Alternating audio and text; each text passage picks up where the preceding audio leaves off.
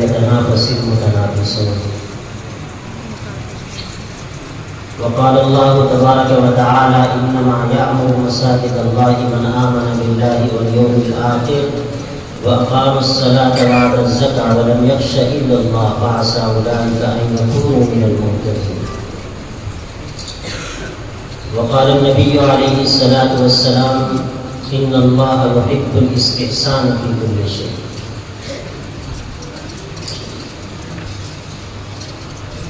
دائس پر تشریف فرما حضرات علماء کرام، حاضرین گرامی، طلبہ عزیز،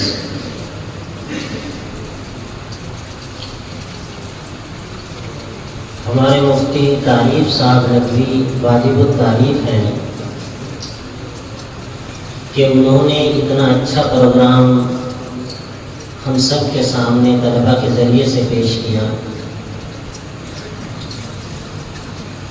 اور بنیادی طور پر طلبہ جب تعلیمی ثقافتی مظاہرہ پیش کرتے ہیں تو میں ذاتی طور پر ان میں اہتمام تلاش کرتا ہوں. جو تقریر ہے وہ یاد کی جائے، اس کو مستحضر رکھا جائے، پیراگراف کے اعتبار سے تقسیم کر کے ذہن میں تازہ کر لیا جائے، لیکن جو وصف مطلوب ہے، جو چیز اور زیادہ بہتر انداز میں طالب علم کے اندر آنی چاہیے، وہ اس کی خود اعتمادی ہے، وہ اس کی قوت ارادی ہے. ابھی یہاں پر جن طلبہ نے بھی مظاہرہ پیش کیا ہے، میں نے ان کے چہروں کو دیکھا، ان کی نشست و برخاست کو دیکھا، اور جس کو ہم فکر جسم کہیں گے یا باڈی لینگویج کہیں گے، اس میں اعتماد جھلکتا تھا، اور یہ خوشائن بات ہے. یہی پروگرام جو یہاں پر مسجد میں ہوا ہے، اگر یہ کھلے میدان میں ہوتا اور زیادہ بڑی تعداد میں لوگوں کا ہجوم ہوتا، لوگ آئے ہوتے، تو اس کی قدر و قیمت اور زیادہ بڑھ جاتی. لگتا نہیں ہے دیکھنے سے کہ یہاں پر عربی کے صرف چند بچے تعلیم حاصل کر رہے ہیں. حفظ کے بچوں نے بھی جو مظاہرہ کیا، ایک مکالمہ تھا جس میں انہوں نے میک زبان میں، میواتی زبان میں بچوں نے آپس میں بات چیت کی، وہ بھی کمال کا تھا. تو مبارکباد پیش کی جانی چاہیے، اور پیش کی جاتی ہے ان طلباء کو جنہوں نے یہ ثقافتی مظاہرے پیش کیے، ان اساتذہ کو جنہوں نے ان کو تیار کیا، اور ان لوگوں کو جنہوں نے ایسے اچھا ماحول اساتذہ اور طلباء دونوں کو فراہم کیا. اللہ تبارک و تعالیٰ کو یہ بات بڑی پسند ہے کہ آپس میں مقابلے کیے جائیں خیر کے کاموں میں. خیر کے کاموں میں مقابلے صحابہ کرام رضوان اللہ تعالیٰ علیہ مجمعین بھی کیا کرتے تھے، اور اللہ کے نبی صلی اللہ علیہ وسلم نے بھی مقابلہ کیا ہے، مقابلے میں حصہ لیا ہے. اور اسلام کے آنے سے پہلے مکے میں جو عکاظ کا میلہ لگا کرتا تھا، وہ تو تھا ہی سارا کچھ مقابلے کا. حضرت عمر بن خطاب رضی اللہ تعالیٰ عنہ کشتی بھی لڑتے تھے اور تقریروں میں بھی حصہ لیتے تھے. اور آپ کے جو والد محترم تھے حضرت خطاب، وہ تو مشہوری خطاب کے لقب سے ہوتے. خطاب مطلب جس کی تقریر بڑی زبردست ہوتی ہے. خطیب کہتے ہیں، خطیب میں جب شدت پیدا ہوتی ہے، جب غلو پیدا ہوتا ہے، جب زیادہ بس پیدا ہو جاتا ہے، تو وہ خطاب بن جاتا ہے. تو وہاں پر شعر و شاعری کے بھی مقابلے ہوتے تھے، وہاں پر تقریروں کے مقابلے بھی ہوا کرتے تھے، اور وہاں پر جو ان کی علاقائی تہذیب تھی اس کے بھی مقابلے ہوا کرتے تھے. اللہ کے نبی صلی اللہ علیہ وسلم نے خود بھی مقابلہ فرمایا. ایک روز حضرت عائشہ رضی اللہ تعالیٰ عنہ کے ساتھ 2 دفعہ مقابلہ فرمایا آپ نے. حضرت عائشہ رضی اللہ تعالیٰ عنہ ہم سب کی ماں ہے، اور آپ صلی اللہ علیہ وسلم کی زوجہ محترمہ ہے، اور حضرت ابوبکر صدیق رضی اللہ تعالیٰ عنہ کی صاحبزادی ہے. عمر کی کم تھی، تو آپ نے مقابلہ کیا، اور حضرت عائشہ آگے نکل گئی، وہ جیت گئی پہلے مقابلے. تو آپ صلی اللہ علیہ وسلم نے ان کو مبارکباد پیش کی۔ اسلام کا مزاج یہ ہے کہ جو بھی بچہ ہو، میرا بچہ ہو، آپ کا بچہ ہو، یا کہیں کسی کا بھی بچہ ہو، کسی غریب کا ہو، امیر کا ہو، اگر اس نے کوئی امتیازی کامیابی حاصل کی ہے، اس نے کوئی بڑی کامیابی حاصل کی ہے، تو فراخ دلی کے ساتھ دل کھول کر کے اس کی ہمت بڑھانی چاہیے۔ قرآن مجید نے اس کو صدقہ بالحسنہ کے الفاظ سے استعمال کیا ہے۔ صدقہ بالحسنہ میں اسی چیز کو بتایا ہے۔ حضرت ابوبکر صدیق رضی اللہ تعالیٰ عنہ کا وصف ہے۔ 3 چیزیں بتائی، فَأَمَّا مَنْ أَعْطَى وَاتَّقَى وَصَدَّقَ بِالْحُسْنَى۔ بعض علماء نے کہا ہے کہ بالاتفاق، اس پر اتفاق ہے تمام مفسرین کا، کہ یہ جو 3 اوصاف ہیں یہ حضرت ابوبکر صدیق رضی اللہ تعالیٰ عنہ کے ہیں۔ اور مطلب کیا ہے اس کا، کہ جس صحابی میں آپ نے کوئی حد درجے کمال کا وصف دیکھا، آپ نے اس کا اعتراف کیا، اس کی ہمت بڑھائی اور اس کے لیے تشجیع کلمات کہے۔ آپ نے یہ نہیں دیکھا کہ یہ کسی دوسرے قبیلے سے تعلق رکھتا ہے، یا یہ کہ یہ جو اس کے والد صاحب ہیں اس کا مزاج مجھ سے نہیں ملتا ہے، یا یہ کہ کوئی ایسی بات تلخی کی ہو گئی ہے جس کی وجہ سے دوریاں بنی ہوئی ہیں۔ نہیں، اسلام کا مزاج یہ ہے کہ جس بچے کے اندر بھی آپ دیکھ لیں، وہ کالا ہو، گورا ہو، طویل القامت ہو، قصیر القامت ہو، وہ جیسا بھی ہے، اس کے اندر کسی کو حفظ بہت اچھا یاد ہے، کسی کی قوت ادراک بہت اچھی ہے، قوت فہم بہت اچھی ہے، کسی کی قوت ذاکرہ بہت اچھی ہے۔ کوئی بھی بچہ دنیا میں کمزور نہیں ہے۔ یہ تعلیم کا پہلا اصول ہے۔ ہو سکتا ہے کہ وہ بچہ حفظ نہ کر پا رہا ہو، لیکن اس کی قوت فہم یا قوت تفہیم، سمجھنے اور سمجھانے کی صلاحیت حفظ والے بچے سے زیادہ اچھی ہو۔ اس دماغ کے بڑے بڑے 6 ڈپارٹمنٹ رکھے گئے ہیں۔ اللہ نے کسی کو کوئی حصہ زیادہ دے دیا ہے، اللہ نے کسی کو کوئی زیادہ حصہ دے دیا ہے۔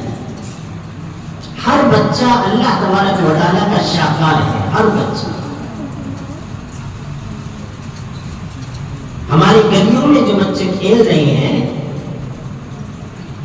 چھوٹے موٹے کھیلوں میں جو وقت گزار رہے ہیں، آپ غور سے دیکھیں گے وہ جو کچھ کر رہے ہیں اس میں بھی کمال پایا جاتا ہے۔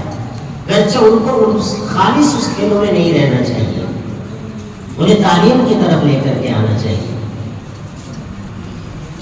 تو پہلی بار مقابلہ ہوا اور حضرت عائشہ جیت گئی رضی اللہ تعالیٰ عنہ۔ کچھ سالوں کے بعد اللہ کے نبی صلی اللہ علیہ وسلم نے حضرت عائشہ سے پھر فرمایا کہ آج پھر مقابلہ کرتے ہیں۔ حضرت عائشہ مسکرانے لگی، انہوں نے کہا اللہ کے نبی ٹھیک ہے، مقابلہ کر لیجیے، مسابقہ ہو جائے گا۔ تو ایک خالی کھیت پڑا تھا جسے کھلیان کہتے ہیں، اس میں دوڑ لگائے اللہ کے نبی صلی اللہ علیہ وسلم نے بھی اور حضرت عائشہ نے بھی، اور اس بار اللہ کے نبی صلی اللہ علیہ وسلم جیت گئے۔ تو حضرت عائشہ نے عرض کیا کہ اللہ کے نبی اصلاً پہلے میرا جسم دبلا تھا تو میں تیز دوڑا کرتی تھی، تیز چل لیتی تھی، اب ذرا فربا ہو گیا ہے، تھوڑی موٹی ہو گئی ہوں میں، اس لیے سانس پھولتا ہے تو اتنا تیز نہیں دوڑا جاتا۔ مقصود یہ ہے کہ آج مقابلہ کرنا اچھی چیزوں میں اللہ کے نبی صلی اللہ علیہ وسلم کی سنت ہے۔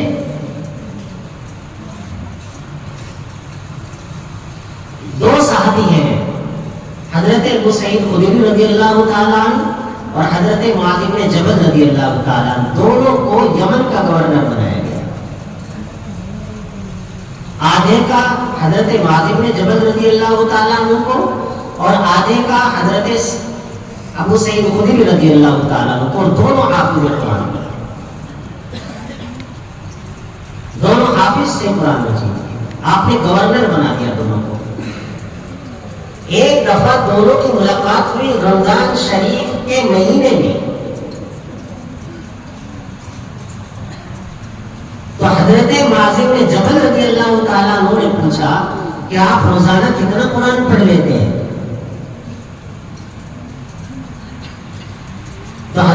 سعید خدری رضی اللہ تعالیٰ عنہ نے فرمایا کہ عام طور سے 20 سے زیادہ پارے پڑھ لیتا ہوں. گورنر ہوتے ہوئے، یمن کے گورنر ہیں وہ، 50 مسئلے دیکھنے ہوتے تھے، لوگوں کو دین سکھانا بھی ہوتا تھا، نگرانی بھی کرنی ہوتی تھی.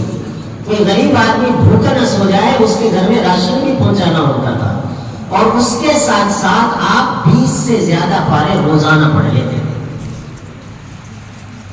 پھر انہوں نے پوچھا کہ آپ کتنے پڑھ لیتے ہیں؟ تو حضرت معاذ بن جبل رضی اللہ تعالیٰ عنہ نے فرمایا کہ میں عام طور سے اتنا نہیں پڑھ پاتا، میرا اوسط جو ہے وہ 5 سے 7 کا ہے. پھر پوچھا کہ ابو سعید تم اتنا کیسے پڑھ لیتے ہو؟ اتنا کام ہوتا ہے، میں جانتا ہوں، خود مجھے بھی کام بہت ہوتا ہے، لیکن 20 سے زیادہ پارے پڑھنا، کم سے کم ایک پارا پڑھنے میں 25 منٹ تو لگتے ہیں. بہت تیز پڑھے گا آدمی تو 20 ہو جائیں گے، اطمینان کے ساتھ پڑھے گا تو 30 35 40 منٹ لگے گا. تو کیسے پڑھ لیتے ہو؟ یہ مقابلہ ہے دونوں کا. اگرچہ اس کا نام مقابلہ نہیں رکھا، انہوں نے ایک دوسرے سے پوچھا، لیکن خیر کے کاموں میں یہ پوچھنا چاہیے. تو انہوں نے فرمایا کہ اصلاً میں جیسی حالت میں بھی ہوتا ہوں ایسے ہی پڑھ لیتا ہوں. میں گھوڑے پر کہیں جا رہا ہوں تو پڑھ لیتا ہوں، میں لیٹا ہوا ہوں تو پڑھ لیتا ہوں، میں کام کر رہا ہوں اور کام کے بیچ میں کچھ وقفہ مل گیا تو ایک پارا پڑھ لیتا ہوں اس میں. تو حضرت معاذ بن جبل رضی اللہ تعالیٰ نے فرمایا ہاں یہی بات ہے. میری بات یہ ہے کہ میں اس وقت تک قرآن مجید کو نہیں پڑھتا جب تک کہ میں اپنے کپڑے نہ پہن لوں، ان میں خوشبو نہ لگا لوں اور قبلہ رخ ہو کر کے بیٹھ نہ جاؤں.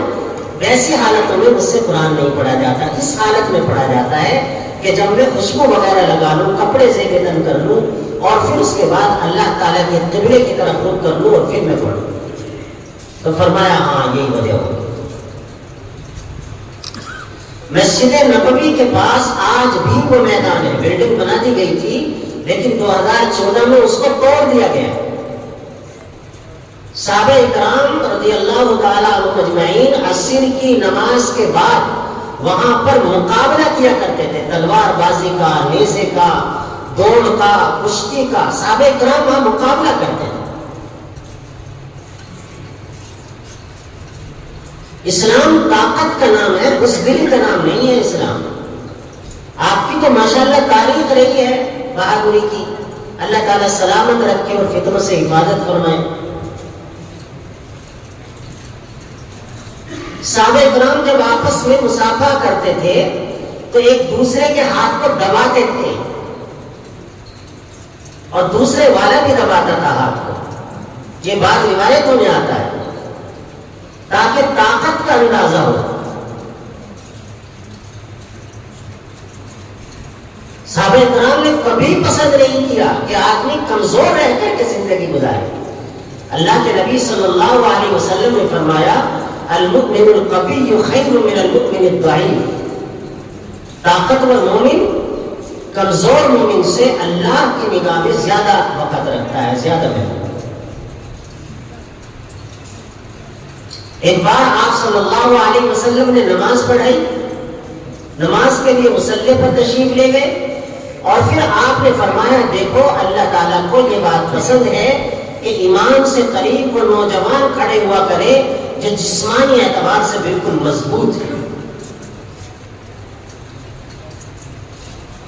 اب وہ جسمانی اعتبار سے چاہے کوئی ادھیڑ عمر کا آدمی ہو یا 70 سال کا ہو اور 40 سال کا ہے لیکن جسم اچھا نہیں ہے تو کھڑا تو چاہے جہاں ہو جائے، کوئی منع نہیں ہے. لیکن اللہ کو پسند یہ ہے کہ پہلی صف میں نوجوان جذرات جن کے سینے بھرے ہوئے ہو، جن کی آنکھوں سے طاقت کے شرارے نکلتے ہو، وہ کھڑے ہو. تو اللہ تعالیٰ کو یہ جماعت زیادہ پسند ہے.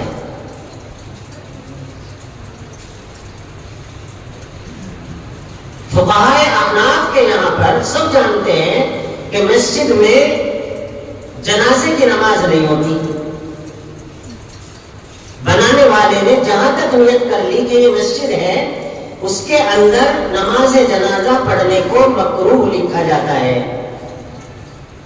تو عام طور سے نماز جنازہ یا تو قبرستان میں پڑھتے ہیں یا الگ سے کوئی جگہ بنا لیتے ہیں.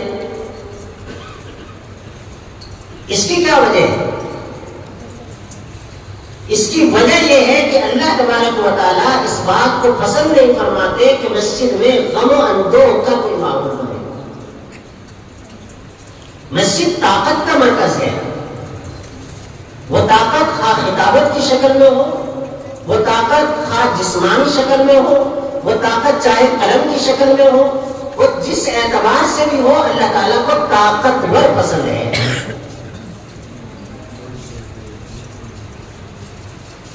اس لیے امام ابو حنیفہ رحمۃ اللہ علیہ نے اسلام کی روح کی رعایت کرتے ہوئے یہ بات لکھی کہ نماز جنازہ مسجد میں نہ پڑھی جائے.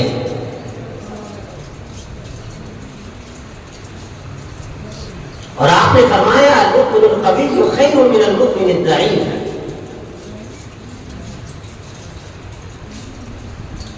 طاقتور مومن کمزور مومن سے اللہ تعالیٰ کے یہاں زیادہ پسندیدہ ہوتا ہے، اللہ تعالیٰ کو زیادہ محبوب ہوتا ہے.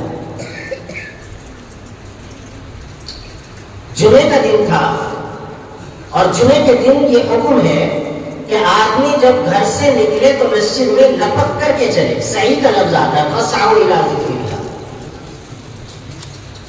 ایک تو ہوتا ہے چلنا، عربی میں اس کو کہتے ہیں مشا، مشا یمشی، جیسے ہم عام طور سے چلتے ہیں. ایک ہوتا ہے عربی میں جس کو سعی کہتے ہیں. سعی مطلب دوڑنے اور آہستہ چلنے کے درمیان کی جو رفتار ہوتی ہے اس کو ہم اردو میں کہتے ہیں لپک کر کے چلنا. اس طرح چلنا چاہیے. حضرت عمر رضی اللہ تعالیٰ عنہ تشریف لا رہے تھے. ایک نوجوان آدمی جو 30-35 سال کے ساتھ آدمی تھے، وہ غالباً تابعی تھے، وہ چلے جا رہے تھے گردن جھکے ہوئے، ایک پیر ادھر پڑ رہا ہے ایک پیر ادھر پڑ رہا ہے. حضرت عمر رضی اللہ تعالیٰ عنہ دیکھتے ہوئے آ رہے تھے. قریب آ گئے تو فرمایا تمہاری طبیعت خراب ہے. انہوں نے بھی دیکھا حضرت عمر رضی اللہ تعالیٰ عنہ تو ظاہر ہے مجسم طاقت ہے، ایمان کی اور اسلام کی طاقت ہے. اتنے طاقتور ہے کہ اللہ کے نبی صلی اللہ علیہ وسلم نے دعا کر کے ان کو مانگا ہے. آپ نے دعا کی تھی اے اللہ ابو جہل یا عمر بن خطاب میں سے کسی ایک کو ایمان میں داخل کر کے اسلام کی طاقت بنا دو. اللہ نے یہ دعا حضرت عمر کے حق میں قبول فرمائی. تو حضرت عمر رضی اللہ تعالیٰ عنہ نے پوچھا کہ تم بیمار ہو؟ کہنے لگے جی نہیں بیمار تو نہیں ہوں امیر المومنین. فرمایا کوئی کمزوری آ گئی، ہڈی وغیرہ کچھ کمزور پڑ گئی ہے؟ کہ جی نہیں ایسا بھی نہیں ہے. بخار ہے؟ نہیں جی وہ بھی نہیں ہے. تو آپ نے ہاتھ پیچھے لے جا کر کے اور کھپی پر مارا زور سے اور فرمایا جب تندرست ہو تو بیمار کی طرح کیوں چل رہے ہو؟ مسجد میں جا رہے ہو نا تو مردوں کی طرح چل کر کے جاؤ. پسند نہیں فرمایا حضرت عمر رضی اللہ تعالیٰ عنہ نے کہ آدمی جمعے کا دن ہے اور مسجد کی طرف جا رہا ہے اور بس ایسے ہی لشکم پشکم کسی طرح بس قدم بڑھائے چلا جا رہا ہے. آپ نے منع فرمایا.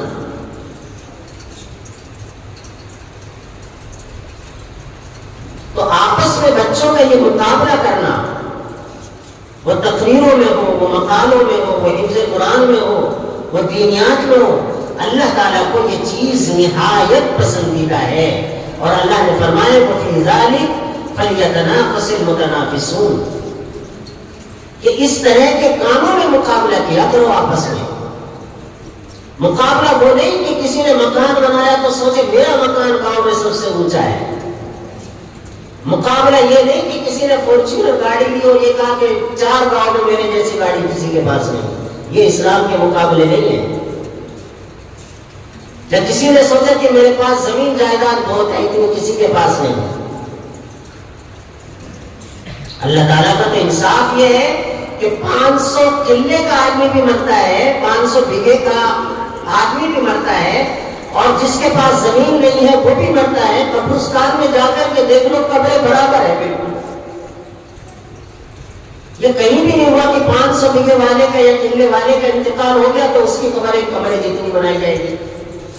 اللہ تعالیٰ نے فرمایا ہم ان چیزوں کا لحاظ نہیں کرتے.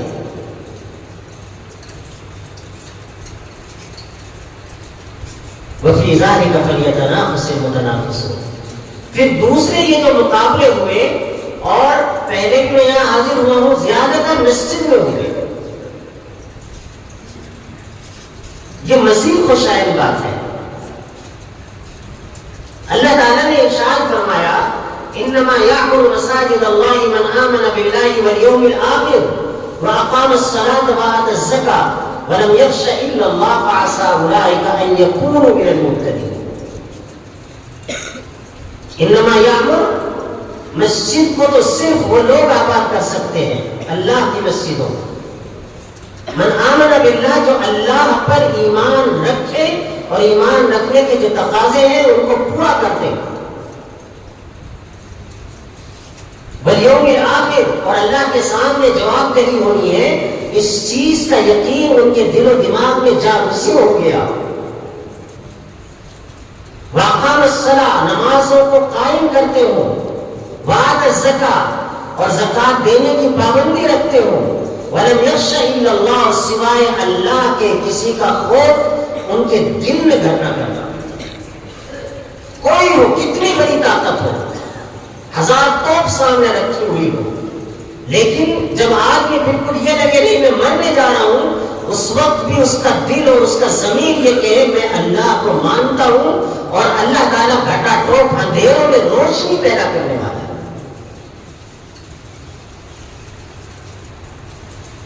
ولم یخش الا اللہ، اللہ کے علاوہ کسی سے نہیں ڈرتے.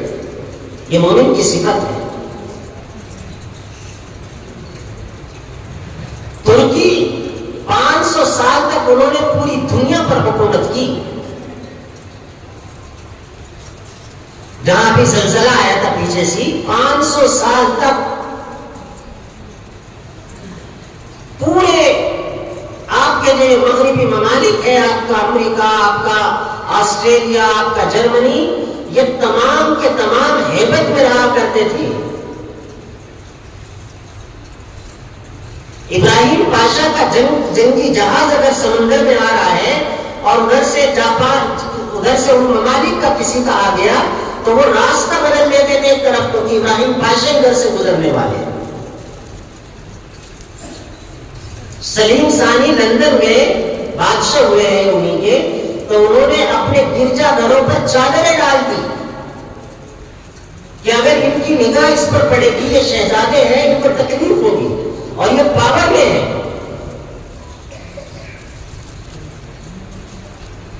لیکن وہی لوگ جو اتنے طاقتور تھے وہ مسجد نبوی اور حرم مکی میں جب آیا کرتے تھے کعبے میں، تو وہاں جو ملازم لوگ تھے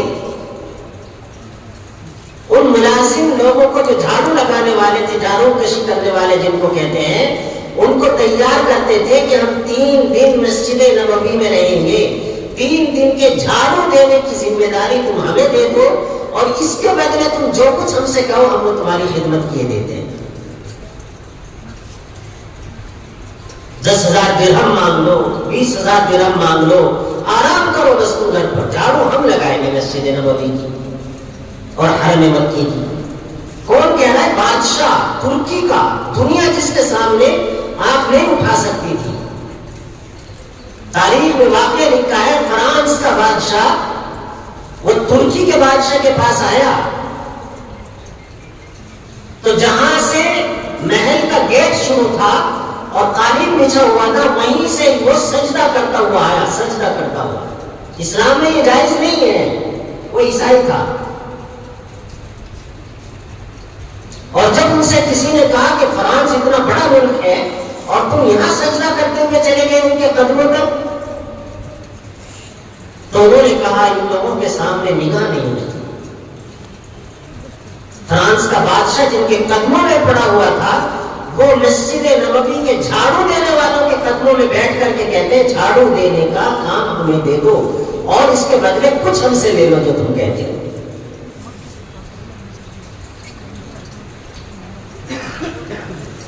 پوری اسلامی تاریخ مسجد نبوی کے بعد جہاں کہیں تعلیم پہنچی ہے اسلام کے آنے کے بعد کسی ملک میں گئی ہو، وہ دنیا کی 3 مسجدیں ہیں،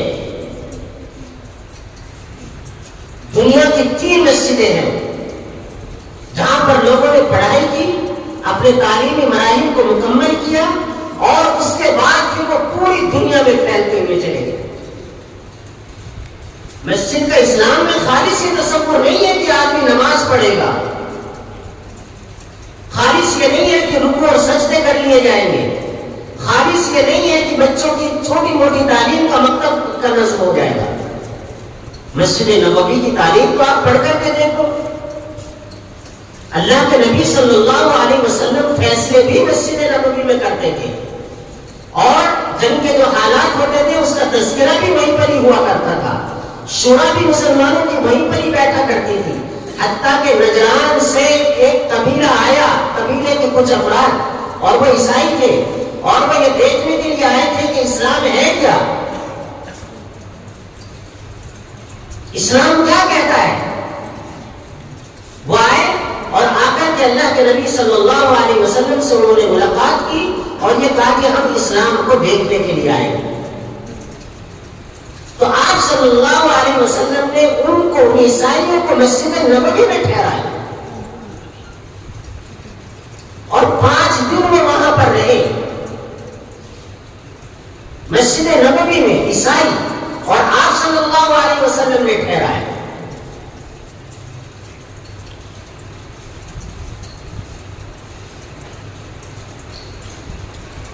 اسلام میں مساجد کا بہت بڑا تصور ہے، وہ جیسے دوسرے لوگوں کی عبادت گاہیں ہوتی ہیں دوسرے مذاہب کی، اسلام میں خالص یہ نہیں ہے، ہاں مقصد اصلی یہی ہے۔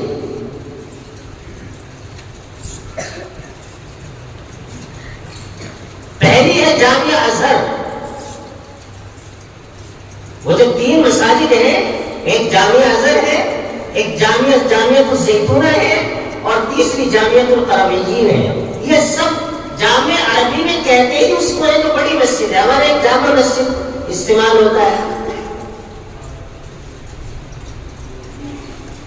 اور ان میں سے تینوں کی تینوں آج یونیورسٹی ہے۔ مسجد اپنی جگہ پر ہے، لیکن پھر بعد میں اس کی عمارتیں بڑھتی چلی گئی۔ جامعۃ القرویین، جامعۃ الزیتونہ تو 1954 میں یونیورسٹی بنی، اور 731 میں اس کی بنیاد ڈال دی گئی تھی۔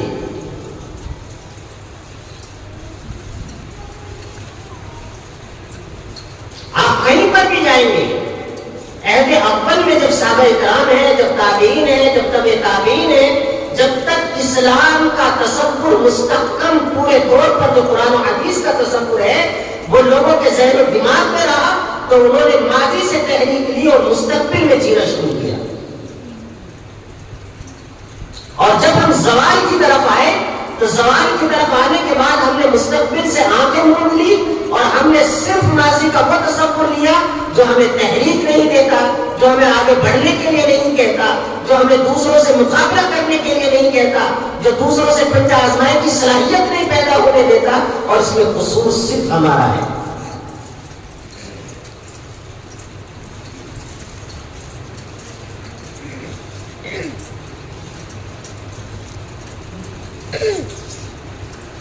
جامعہ ازہر تو شروع ہوا تو وہاں پر داخلہ بھی نہیں ہوا کرتا تھا، بس یہ کہہ دیا گیا تھا کہ اساتذہ آئیں جو ماہرین فن ہیں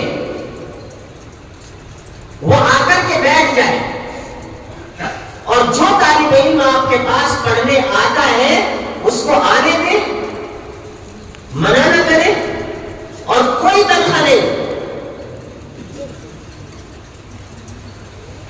آپ پڑھائیے۔ اس میں یہ ضروری نہیں تھا کہ اب استاد کا گھنٹہ یہ لگ گیا ہے تو طلبا کو یہی پڑھنا پڑے گا۔ 50 علماء، وہ بہت بڑی ہے جامعہ ازہر، ابھی میں دیکھ رہا تھا تقریباً 20 لاکھ سے زیادہ بچے اس میں پڑھتے ہیں، ابھی 20 لاکھ سے زیادہ، اور سن 3 ہجری میں وہ قائم ہوئی۔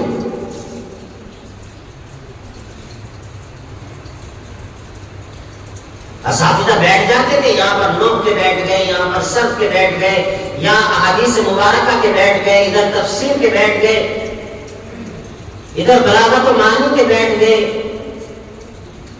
اور اس کے بعد ہر استاد کو ثابت کرنا ہوتا تھا، اس لیے کہ اگر نہیں ثابت کریں گے، اگر ٹھیک سے نہیں پڑھایا جائے گا تو طالب علم خود بخود وہاں سے چلا جائے گا۔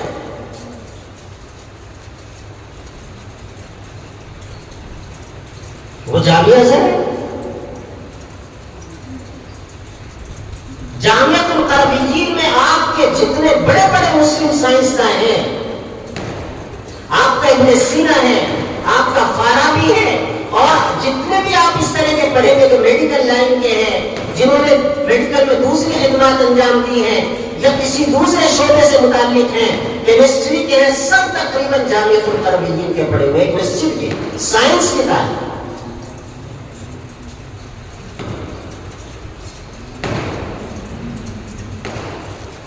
آج کا زمانہ میرے بزرگوں خالص کبڈی کا زمانہ نہیں ہے، زمانے نے کروٹ لے لی ہے۔ آج کا زمانہ شطرنج کا ہے، شطرنج کی چالیں سمجھو کون کیا کر رہا ہے۔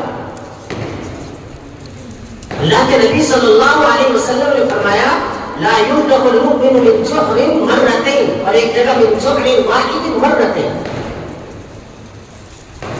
آپ نے فرمایا مومن آنکھیں بند کر کے نہیں رہتا، اگر ایک جگہ سے اس کو ڈس لیا گیا تو وہ دوبارہ نہیں ڈسا جائے گا وہاں سے، وہ ہوشیار ہو جائے۔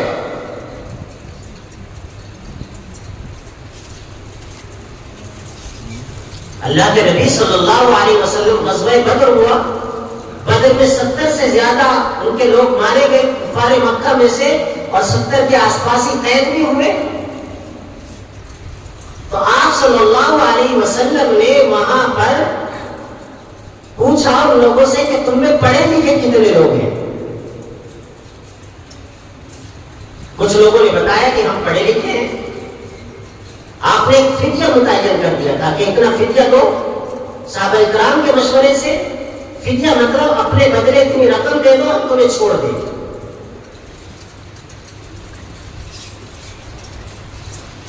تو لوگ آ رہے تھے، ان کے جو رشتے دار تھے، خاندان والے تھے، وہ رقم دے رہے تھے، جا رہے تھے، لیکن آپ نے فرمایا پڑھے لکھے کتنے لوگ ہیں آپ میں؟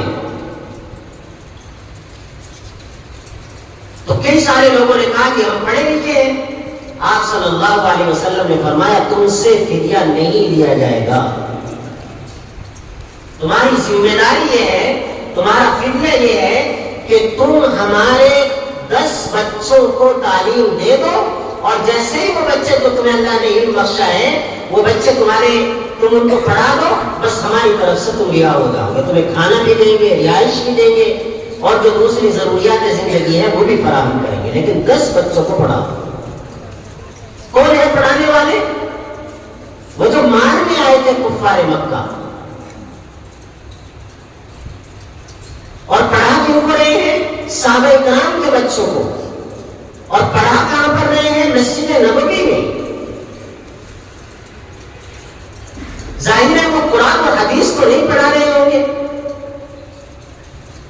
غزوہ بدر کو سن 2 ہجری میں رمضان شریف میں 17ویں روزے کو غزوہ بدر ہوا ہے۔ تو قرآن کو جو احکامات کی آیتیں ہیں وہ تو نازل ہی پورے طور پر نہیں ہوئی تھی، ابھی تو جو معاش کی اور معاد کی آیتیں تھیں وہ نازل ہو گئی تھی، جس میں کھانے کمانا کیسے کھانا ہے، کیسے کمانا ہے، حلال کیا ہے، حرام کیا ہے، اور آخرت میں اللہ کے سامنے کیسے جانا ہے، جنت کیسی ہے، جہنم کیسی ہے، اللہ تعالیٰ آخر میں اپنا دیدار کیسے کرائیں گے، یہ ساری چیزیں تھیں۔ احکامات کی آیتیں تو زیادہ تر مدینے میں ہوئی۔ علامہ ابن قیم رحمۃ اللہ علیہ نے زاد المعاد میں لکھا ہے کہ اللہ کے نبی صلی اللہ علیہ وسلم نے ان سے میتھس پڑھوایا تھا، گणت، حساب کتاب۔ اس زمانے میں تو بچہ عالم بھی ہوتا تھا، حافظ بھی ہوتا تھا، اور اسی کے ساتھ ساتھ وہ سائنسداں بھی ہوتا تھا۔ آخر ہمارے بچوں میں کمی کیا ہے کہ دوسروں کے بچے بڑی کامیابی کے ساتھ وہ بڑے بڑے عہدوں پر بیٹھ جائیں گے، ہم اپنے بچوں کو موقع دے کر کے دیکھیں، ہمارے بچے ان سے زیادہ صلاحیت لے کر کے پیدا ہو رہے ہیں. انہیں موقع تو دو بیچاروں کو، ان کے پر کھول دو، پھر ان کی پرواز دیکھو کہاں جاتے ہیں.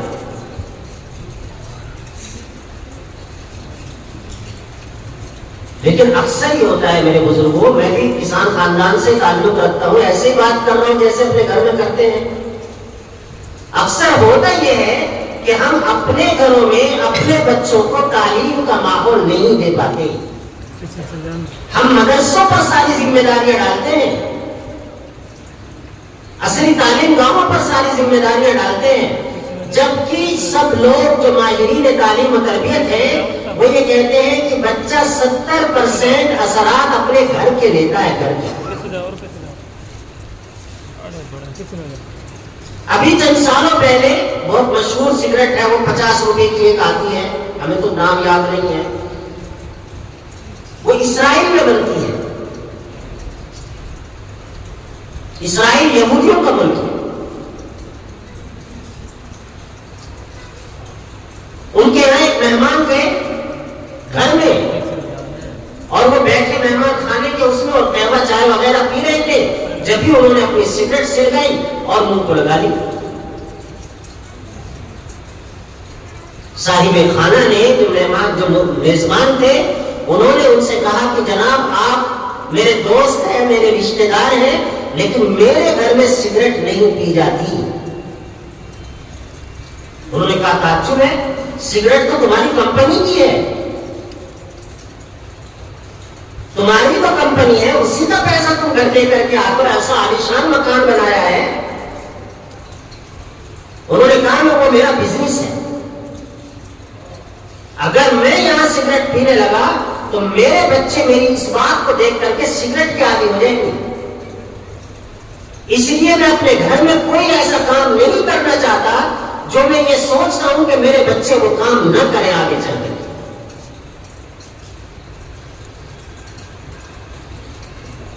آپ سوچ لیجیے کتنے گھرانے ایسے ہیں جنہوں نے اپنے بچوں کی وجہ سے حقہ پینا چھوڑا ہو، بیڑی پینا چھوڑا ہو، یا گٹکے کھائے جاتے ہیں وہ پینا چھوڑا ہو، یا کم سے کم گالی دینا بند کر دیا ہو کہ بچہ گالی سیکھ جائے گا. 70% زندگی بھر بچے پر جو اثرات مرتب ہوتے ہیں وہ اس کے گھر کے ہیں. صرف 22% اثرات ہیں جو وہ استاد سے لیتا ہے، صرف 22%، اور باقی جتنا ہے وہ معاشرے سے لیتا ہے، سوسائٹی سے لیتا ہے.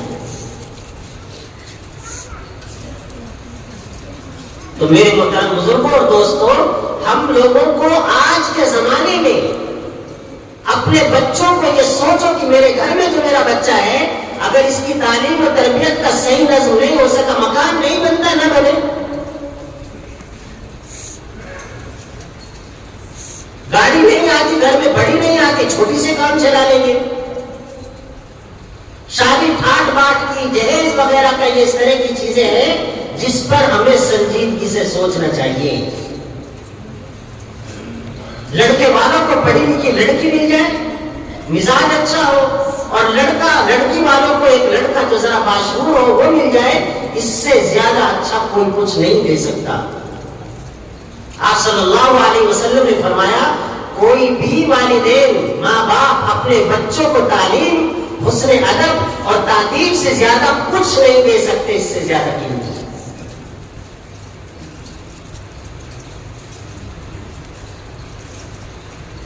اپنے بچوں کو اپنے سے قریب کرو، انہیں دور مت جانے دو. اگر آپ نے غصے میں ان کو اپنے سے دور کر دیا، مجھے شکل مت دکھانا، میرے گھر میں داخل مت ہو جانا، یا کھانا مت کھا لینا، یقیناً بچے غلطیاں کرتے ہیں. لیکن آپ نے اس کو دور کر دیا اور دور کوئی دوسرا آدمی ہے جس سے وہ قریب ہو گیا، وہ اس کو غلط راہ پر لے جائے گا، تو بنیادی غلطی میری اور آپ کی تھی کہ ہم نے دور کیا کیوں. اسے اپنے سے قریب کرنا چاہیے تھا، اس بچے کو اسے بتانا تھا کہ میرا بیٹا آگے چل کر کے حالات بہت سخت ہونے والے ہیں، اور اگر تمہاری تعلیم و تربیت ٹھیک نہیں ہوئی، اسلامی عقیدہ تمہارے اندر نہیں بٹھایا گیا، نماز روزے کی پابندی تمہارے اندر نہیں ہوئی، بڑوں کا اکرام اور چھوٹوں پر شفقت کا مادہ تمہارے اندر تولید نہ ہو سکا، تو پھر دیکھو خسارہ ہی خسارہ ہے۔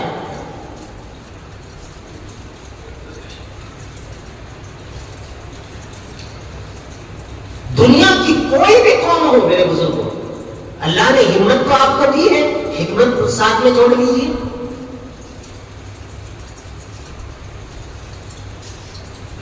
ہمت آپ میں خوب ہے، آپ کی تاریخ بھری ہوئی ہے ماشاءاللہ، اللہ مبارک کرے۔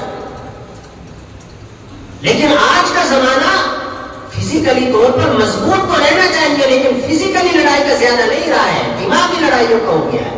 لوگ کھیل کھیل رہے ہیں ہمارے اور آپ کے ساتھ بیٹھ کر کے۔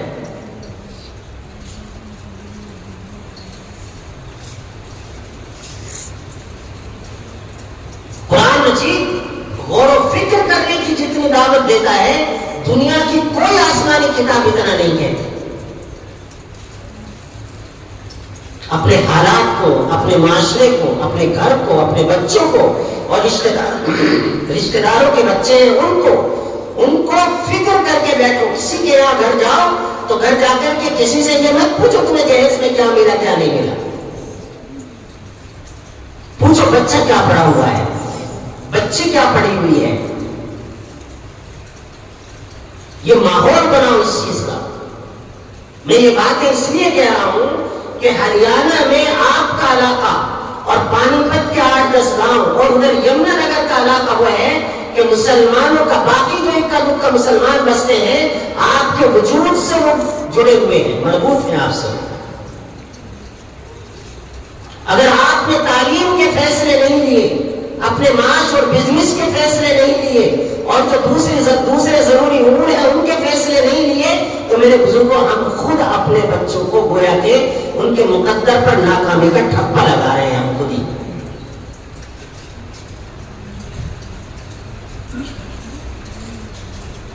اللہ کے نبی صلی اللہ علیہ وسلم نے تو ارشاد فرمایا کہ ایک مومن کو دو بار نہیں ڈسا جا سکتا، ایک ہی بار۔ نشے کی حالت دیکھ لیجیے، مجھے پتہ نہیں یہاں کیا حال ہوگا کیا نہیں ہوگا، لیکن میں ادھر بہت آتا جاتا ہوں، تقریباً پورے ہریانے میں جو حضرت کے مدارس ہیں اور پروگرام وغیرہ میں آنا جانا ہوتا ہے۔ کیسی نشے کی عادتیں پڑ گئی ہمارے نوجوان بچوں کو۔ اللہ کے نبی صلی اللہ علیہ وسلم نے ارشاد فرمایا کہ سورج ڈوبنے سے پہلے اپنے بچوں کو گھر بلا لیا کرو۔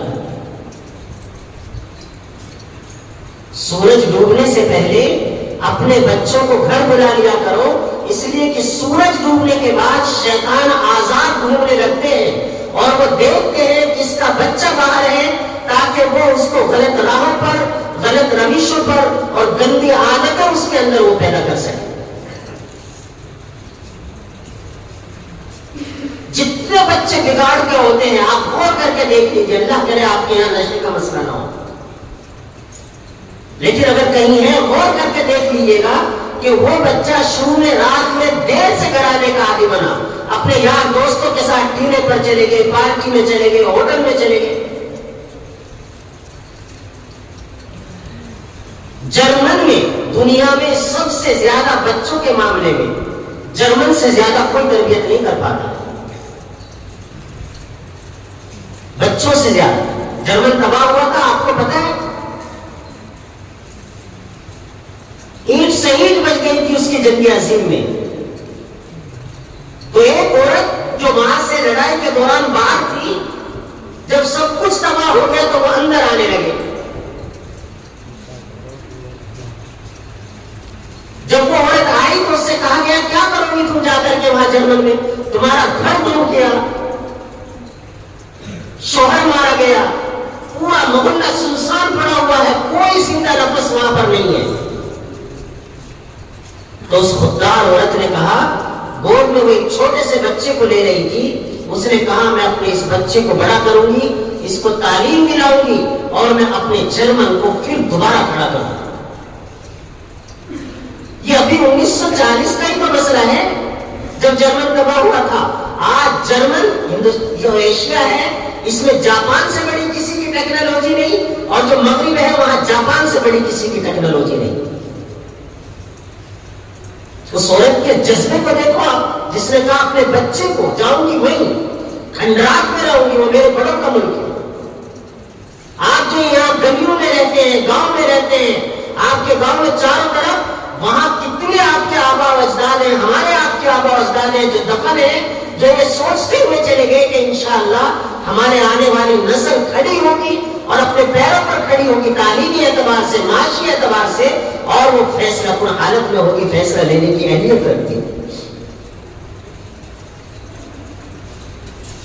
جرمن کا یہ اصول ہے کہ رات کو 8 بجے کے بعد اگر وہ کہیں دعوت میں جاتے ہیں، چاہے وہ شادی میں جائیں، اپنے قریب ترین آدمی کی شادی میں جائیں، اپنے بچوں کو نہیں لے کر کے جاتے ہو۔ آپ کے پاس موبائل ہوگا، ویڈیوز ہوگی، وہاں آپ جرمن کی شادیوں کی ویڈیوز دیکھ لیجئے۔ میں تو پڑھنے پڑھانے کا آدمی ہوں اسرائیل کا۔